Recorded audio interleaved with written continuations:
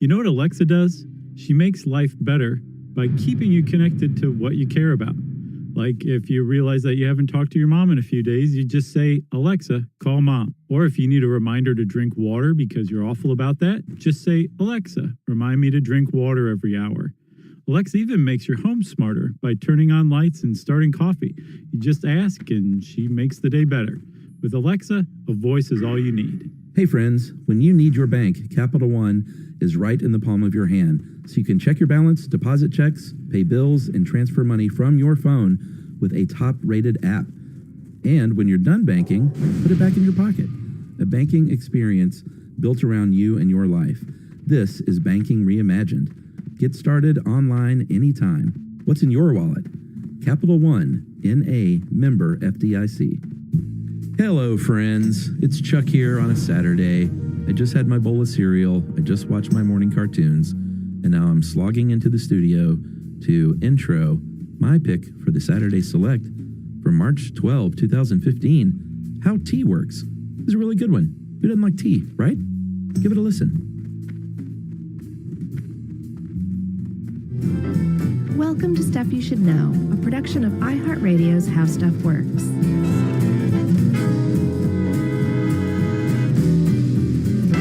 Hey, and welcome to the podcast. I'm Josh Clark with Charles W. Chuck Bryant and Jerry in Studio 1A. You just pointed us out to each other as if I was going to be like, who is Jerry and who is me? Jerry. So I'm Chuck. You're Chuck. Okay. That's Jerry. All right. I was a little confused. Right there. Gotcha. Jerry's a lady. I'm a dude. Yeah. All right. Now that we have that sorted. Let's talk tea. Or we could change the name of the podcast to Two Dudes and a Lady. Yeah, we could. Maybe that'll be our sidecast where we talk about this podcast. Right. Sidecast. That's right. Coined by Josh Clark, circa 2015. So now you own that. I just put it on wax. Pretty sweet. Yeah. Pretty slick. Yeah. So, Chuck? Yeah. You ever drank tea? I just finished up some green tea. Are you still a green tea drinker? Yeah, I mean, I like all kinds of tea, but I drank some green because I was studying for this, and it just was like, yeah, sure. You used to drink it by like the mini pitcher full. Yeah, I used to drink it cold. Yeah. You don't do that? I had this hot. Well, it is winter time. Yeah. Yeah. Do you like tea? I like green tea. Yeah? I like green tea the most. I like chilled green tea. Sure. I don't like oolong, which until I guess today or yesterday I thought was oolong. Did you know it was oolong? I had no idea, and I've never had it. I have. It's very woody. It's almost like roots. Like you put some roots in some water. Yum. Warm water. Let Yum. it seep for a while. Or steep. Steep. I don't know why I always have trouble with that. It's clearly steep. Seep is different. Yeah, it's a different word. But I for my whole life, I've confused steep and seep when it comes to really? tea. Yeah. Interesting. Anyway, oolong, not the biggest fan. I like green tea and I like it chilled. Black tea, I'm not really big on. Yeah, I like a good English breakfast tea. Love it. Do you? Mm-hmm. Or Earl Grey, you like those too? Sure, man. Little cream, little sugar. Yeah.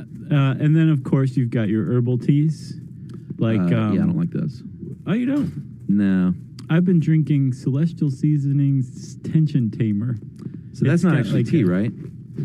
Well, no. Well, that was the big reveal that I was working up to. I was just plodding along. But now that you've rushed me, I will agree with you. No, not all those are tea. Right. Sorry about that. Those aren't tea. Here's the really big reveal, though, Chuck. Okay. English breakfast tea, green tea, oolong, white tea Sure. even. You remember that Snapple ad where that old man shows the backpacker dude? No. It's like a Snapple white tea, and he just goes, we pluck the top. And it's like, that's it. And he goes, that's it. And that's white tea. Okay. All of those are the same thing. They're all the same. They come from the same plant. One plant. Did you know that? I did not know that until I researched. It's Camellia sinensis is the tea plant, the tea bush. Yes. And now we have to say there are different varieties of Camellia sinensis. C. sinensis is what those in the know call it. Oh, yeah? Well, horticulturists. Sure. But the plant itself, there's one species of tea plant. Yeah. And that's what it all comes from. It's how the tea is made that Process. explains the differences. Yeah. And then, you add some stuff, like apparently Earl Grey has the essential oil of the bergamot orange mixed in. Yeah. Which is nice. Sure, but that's still tea. It is tea, yes, It's right. just got something added to it. Now, if you just took bergamot orange, dried it out, put it in a tea bag, and sold it as herbal tea, As like Orange Dream. you wouldn't have tea. No. The tension tamer, it's not tea. It's No. it's a dried herb that you steep or seep, depending on your preference, in warm water. Yeah, it's a steeped, hot Beverage. beverage. That's a good way of saying it. Hmm. Because that's exactly what it is. So the cat's out of the bag, which means now that we've done that, we have to explain everything there is to know about tea. That is right. And I guess there's no better place to start than the 2737 BC Of course. and the Emperor of China. No one knows if this story is true, of course, It's a pretty good story, though. but it's a good story because we don't know the exact origin of tea.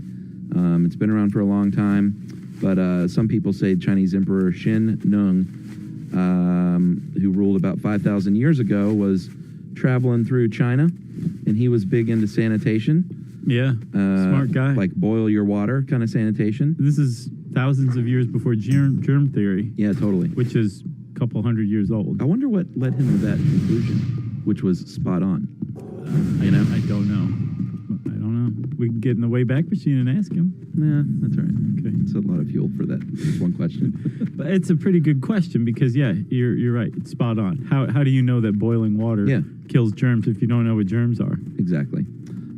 So he was traveling through China and reportedly stopped to rest and was preparing some boiled water, some delicious boiled water. And a gust of wind blew some leaves from a bush into the water, changing the color. And he was like, hey, this is a different color now. Let me try it. Well, And it's delicious. he was renowned as a scientist. Yeah, sure. He was definitely, at the very least, a curious fella. And yeah, he decided to try it. He's like, different colored boiled water. Of course, I'm going to try that and see what it's like. I bet he had his right hand try it first. Right, And to then make 5 sure. minutes later was like, oh, okay. Yeah, exactly. He didn't die. I think that's what all those fat cats did back then. Sure. So it turns out that was detritus from the Camellia sinensis bush. So tea was born. Tea was born in China. No one knows if that story is true, I think, like you said. But it's a pretty great story. And since we don't know the true origin of tea, why not? Yeah, I'll go with that. It's not that far-fetched. When the Western Zhao dynasty was around, the tea was a religious offering. And during the Han dynasty, it was pretty limited, so it was saved for royalty. By the time the Tang dynasty came around, which was 618 to 907, they found discovered a lot of more tea plants. Isn't that ironic that tea became From Tang? established during the Tang dynasty? Yeah, that's pretty funny. Because Tang is the opposite of tea, right? Yeah, I guess. In some ways. I mean, they're both water-based, so probably not the opposite. Right. I don't know what would be the opposite of tea. So, like I said, they found a bunch more plants in the Tang dynasty, and the Chinese government actually said, you know what, everyone should drink tea because it's good for you. Yeah. And we can make money off of it, of course. And then from the Tang dynasty, it spread to Japan by priests Yeah. who were studying in China. They also brought Buddhism at the same time. Yeah. Both of them took root. The Japanese said, we like this. Let's try making some other stuff out of it. And they actually created the tea ceremony, which is a big deal in Japan still to this day. Yeah, have you taken part in one of those? I have not. Yumi took some classes when she taught in Japan years back. But apparently it's just one of these things where you're just constantly learning. Right. It's never, you're never like, I'm a master at tea. Right. You're always learning more. You're always trying to be perfect. And the thing that's so elusive about it is it's supposed to be utterly simple. Yeah. It's elaborate, but the steps are meant to be simple. Like it's a very simple, plain form thing. Like the sushi rice. It's like, Right. why are the Japanese obsessed with doing things really well? They really are, though. You know, they don't phone it in. You're right. But the whole thing behind the tea ceremony and the Japanese adoption of it is that there's this idea that tea sitting down and sharing ceremonially in a ritual manner. Sure. A cup of tea can bring peace between people. Yeah, what's the tea ceremony? Chanoyu. Chanoyu. There's a saying. Chanoyu. There's another saying. Yeah, it's cup of tea. Hang with me. Ichigo, Ichi-E. One time, one meeting, which is the idea that every encounter is unique and can't be duplicated. Right. Very nice. That is nice. So in Europe, I think a lot of people associate tea, of course, with England and Europe, the UK and Britain. Took a little while though. All those places. There was a lag. Yeah, there was. We're in like the 17th century now, and the Portuguese were the first people to not import tea, but drink tea in England. Yeah, they were trading in the East Indies, specifically Java. Yes. And the Dutch, if you'll remember did we ever do a full nutmeg episode? I think we did, right? Yeah. Cinnamon too. All this showed up back then in the 17th century in the East Indies around Indonesia, Java. Yeah. The Portuguese just had the place on lockdown until the Dutch came in and were like, we're taking over. Yep. One of the things that came out of that was the import or the introduction of tea to Europe through the Dutch. Yeah, they pretty much horned in on their trading routes and brought tea to Holland from China. Mm-hmm. And then from Holland, of course, it spread throughout Europe. And I think the King of England at one point married a Portuguese woman. A princess. Yeah, princess. That had a lot to do with it, too, of course. Charles II did. He married Catherine of Braganza, who was, it says in this article, a tea addict. And she was like, let's drink some tea, man. And all of Great Britain kind of followed suit. Because back then, once a princess did something, sure, everybody wanted to do that. Yeah. Even if she was a fiend of some sort. Like a caffeine fiend? Mm-hmm. So the end of the East India Company's monopoly on trade in China, which happened in 1834, was a really big deal because basically they, everything was coming from China until then. And then at that point, the East India Company said, hey, we could grow our own tea in India. Yeah. And we're going to start doing it. Yep. And they did. And by 1839, they had enough cultivation going on that they had the first auction of Assam tea in Britain. Which became a big deal. That's the variety that they used to make Darjeeling tea. Oh, is it? Uh-huh. And I think they're number 2 in production today, right? Yeah, India, China, Kenya, and Sri Lanka are the big 4 tea producers. Yeah, and then Indonesia, I think, is 5th, and they're like, can't you just say top 5? Right. We don't produce, well, they do produce a lot, but not nearly as much. The other thing, too, that happened during that, the monopoly was the tea clipper was born. Yeah. Which is pretty neat. When the company had the monopoly, there was basically no rush to get it there because they had the monopoly. Right. Like, you'll get the tea, and we'll sail over there, and it'll all be good. You ever heard of Slow Boat to China? Is that where it came from? Could have. What about High Road to China with your boy, Tom Selleck? Well, oh, yeah. Remember that movie? I never saw it. Yeah, it wasn't very good. That was his brief foray into major motion pictures. Yeah. Didn't he play like the King of Spain in one of the Columbus pictures back in the early 90s? Oh, I think I remember that. Yeah. What was that? Well, either 1492 or Columbus. Yeah. Yeah, I can't remember. So the tea clipper, yes. There was no rush, but when that monopoly ended, it was basically like the fastest boat to get there, the fastest ship will be the one that gets the sail. So they started making these new ships that had huge sails and tall masts. Yeah. And could go a lot faster, and it started the era of the tea clipper races. Basically, you would leave the Canton River in China, go down the China Sea, cross the Indian Ocean, slink around the Cape of Good Hope, up the Atlantic, past the Azores and into the English Channel. Then you were towed up the River Thames by a tugboat, and the first boat to throw their load up on the docks would be the winner. Which is pretty neat until they built the Suez Canal, and then I was like, oh, well. Oh, well. Kind of took all the fun out of that. It sounds like a pretty great race, though. Yeah, it was, I wonder how long that took. I think they were just hauling butt the whole time, too. Yeah, but even still, it had to take weeks. Oh, sure. I would think so. And this, we should say, that was the mid-19th century. We would be remiss to do an episode on tea and not mention the Boston Tea Party, which was a thing. Everybody knows about the Boston Tea Party. What I didn't realize is that the British royalty, the British crown, still, even after losing the colonies, in part over tea taxes, still continued to just tax the heck out of tea for at least a decade afterward, before they finally relented and started to drastically reduce it. Yeah. In the face of tons and tons of piracy and smuggling. Apparently, in the late 18th century, 7 million pounds of tea were smuggled into Britain. Oh, wow. And 5 million pounds were legally imported. So the smuggling, there was more smuggled tea than legal tea in Great Britain in the late 18th century, right? But apparently, despite all this, it wasn't until 1964 that the British government finally said, you know what, we're going to stop fiddling with the tea tax and just not tax tea anymore. When was this? 1960s? Yeah, 1964. Crazy. Yeah. Wow. Tea is huge in Britain. Yeah, and at this point in the late 19th century is when I think the average Briton was consuming about 6 pounds a year per person. That's a lot of tea. Yeah, I wonder what that would be today. I meant to look that up. Is that wet harvest or dry harvest? I Or don't know, man. is that a seeped tea bag? It's not seeped. That's a lot of tea. Yeah, that is a lot of tea. Man. So, Chuck, we got the history under our belt. We'll move into how tea is actually made after this.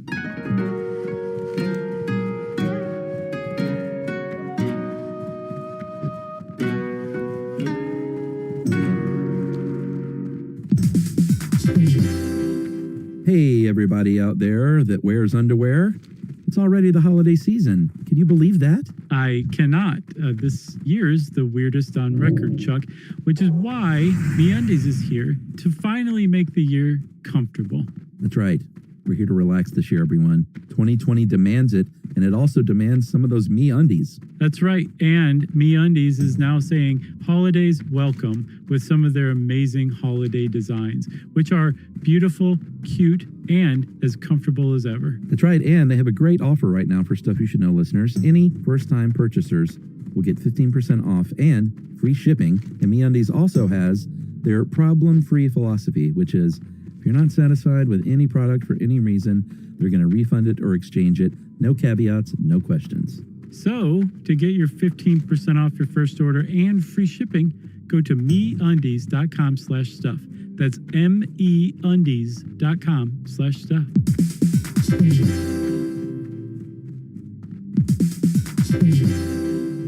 Hey friends, we want to tell you about Audible, the leading provider of spoken word entertainment and audiobooks ranging from bestsellers and new releases to celebrity memoirs, languages, businesses, motivation, and more original entertainment, and now even podcasts. Yeah, in other words, Audible's got everything you could ever put in your ear holes.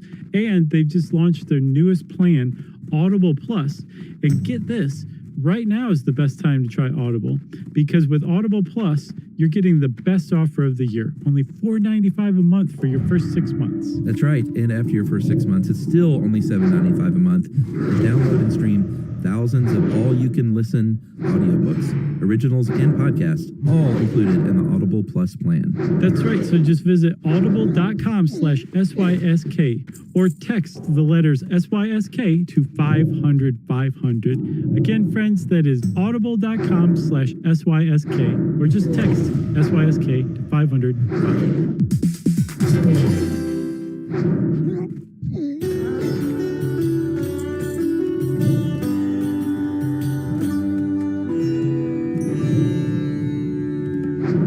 Okay, buddy, we were talking about the history, and then before that we mentioned that there were 4 main types of tea. Yeah. Green, black, Oolong, Wu-Tang, and white tea. I just don't understand how OOLONG is Woolong. It's oolong. I guess the W is both, it's invisible, but not silent. Yeah. You know? And like we said, all of those teas come from Camellia sinensis. And there's different varieties of them, like the Assam makes Darjeeling. But the way that you process the leaves is where the differences come about, right? That's right. What's interesting to me is almost all tea in the whole wide world is harvested by hand. Yeah, like I think, what was the spice we were talking about?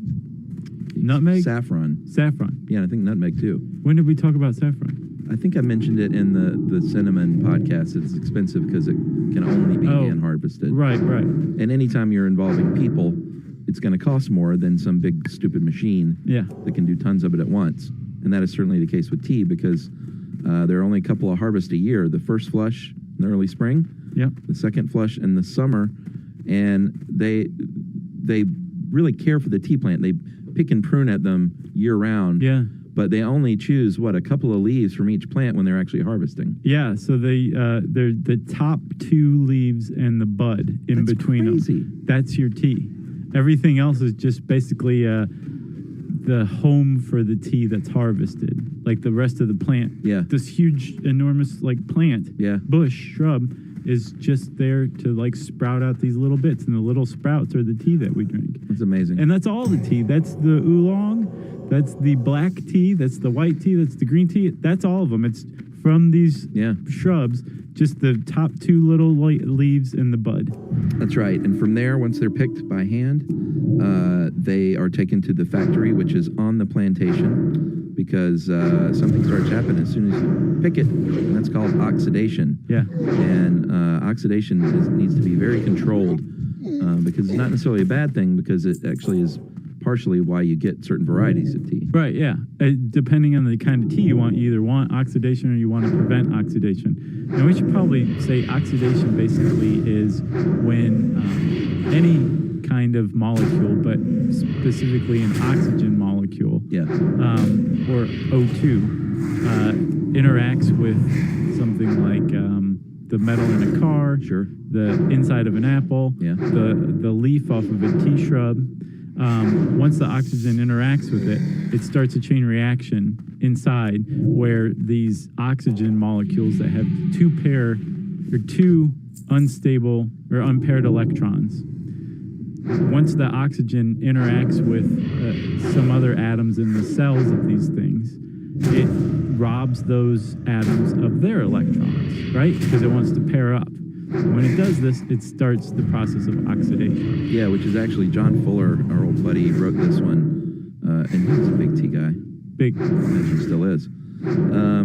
He's characterized it as actually burning it. So, like, when you eat your apple bite, and you go to your desk and you leave it there, and then you go to the bathroom for an hour or so, and you come back, the reason your apple is brown now is because you've exposed that inside to the O2, and it's burning it. Yeah, because normally the inside of the apple is protected from the oxygen in the air we breathe in the atmosphere by the skin. Once you puncture the skin, once you break the skin, it's exposed to oxygen, and that process of oxidation takes place. Same thing happens with a leaf from a tea shrub. When it's attached to the shrub, it's protected from the outside air. Yeah. Once you pluck it from there, and especially once you break it or tear it apart or do something with it, it's exposed to that air and oxidation takes place, and it withers in very much the same way that a leaf on a tree, a dead leaf in the fall, withers and changes color. That's oxidation as well. Yeah, the same, like you said too, the same thing like can happen to your car if you don't get that True Coat. Yeah, that's why you pay thousands and thousands of dollars more at the dealership for that True Coat. That's right. Black tea is the leader of all teas, accounts for about 75% of production. And like you said, the Earl Grey or the English breakfast tea, that's black tea. Right. And it's not always, it doesn't necessarily look black. It's kind of a reddish brown when you seep it. Yeah. After you seep Deep. That's right. Yeah. I'm not going to help out your problem, am I? No. I'm just going to confuse you. I thought I might knock it out today, but it's gotten worse, I think, actually. Yeah, you've also said oolong a couple of times. Yeah, that's kind of by choice. Okay. So with black tea in particular, that's like the oxidation master. That's right. That's the one you want oxidation for. So with the actual process of making tea, of processing tea leaves into black tea, you're actually inviting oxidation. And you're doing that. Well, you want to talk about how you make black tea? Yeah, it's a 5-step process. There's a couple of methods, but they both include generally these 5 steps. Yeah, one is by robot and the other is by... Yeah. human hand. Pretty much the orthodox method and the CTC, or the cut, tear, curl method. Yeah. Which sounds cool, but it's not. Because orthodox is by hand. It's better. And all of this, again, takes place in the factory on the plantation grounds after the human hands have harvested the tea leaves and brought them to the factory a couple of fields over. Okay. The first step is withering, and that's when you're going to spread it out and let them wither, like we were talking about with the leaf that falls. It's just basically losing moisture. Yes. After that, you've got rolling, where if you're using the orthodox method, the human hand method, you're actually rolling out and pressing the leaves so that you're kind of pressing the moisture out, but you're also simultaneously pressing some of the oils, those beneficial oils inside the tea leaf, out so that they stick to the outside of the leaf. So they're kind of retained and dehydrated. Yeah, and if you're doing the hand method, it's a gentle process. You're trying not to break the leaf. Right. With the CTC method, they're just chopping it up, and because it's a big dumb machine. Right, and with say other types of tea, you wouldn't use that method because when you do chop it up, you're exposing it to oxidation. Yeah, even more, right? Well, you're right, which is part of the process. That's actually the third step is oxidation. So after the leaves are either pressed by the orthodox method or cut by robots, it's left out in a kind of a damp, cool space to basically oxidize even further, to turn copper, turn brown, wither, and then lose the rest of their moisture. That's right, which is a good thing. Don't In be the sad. case of black tea. Yes. From here, you're going to dry it out with some hot air, and the color's going to change even more from that copper that came from the green, and now you've got your brown and your black coloring going on. Yep, and then you put the leaves by size and by quality, or if it's going to become, say, bag tea or something, it's chopped up almost into like a powder. Yeah. Just little tiny bits, and then bagged and all that stuff. But if it's just loose leaf, then it's sorted by size and quality. That's right. And you're going to pay more for it. Yeah, and that's black tea, and that's 75% of the tea produced in the world goes through that process, either by human hand or by robot hand. Green tea is next, and that, like we said a million times, is from the same plant. So cool. It is very cool, but basically what happens here is it's pretty much the same process, but you're just not oxidizing it as long because you're going to steam it, or I didn't know this. You could pan fry it, I guess, if you're just like growing your own tea and doing it in your house. You're John Favreau. You just saw Chef, right? Man, that was a good movie. It's a very good movie. Way better than Birdman. The only thing I didn't like, spoiler, about Chef was the whole social Shooting media rampage, thing. yeah. I thought, oh yeah, that was like almost just a little weird. Underwritten by Twitter. Yeah, it was a little weird. I thought it was just strange that they're like willing to date the movie. Totally, dude. That's much. Much. Exactly what I thought. If you go see it in 10 years, you're going to be like, this is so 2014. Yeah, I thought it was not necessary either. But anyway, good movie. It was a great movie, and I thought it still fit. It's just thinking 10 years down the road, it's going to be odd. Right. Like the movies that talk about MySpace.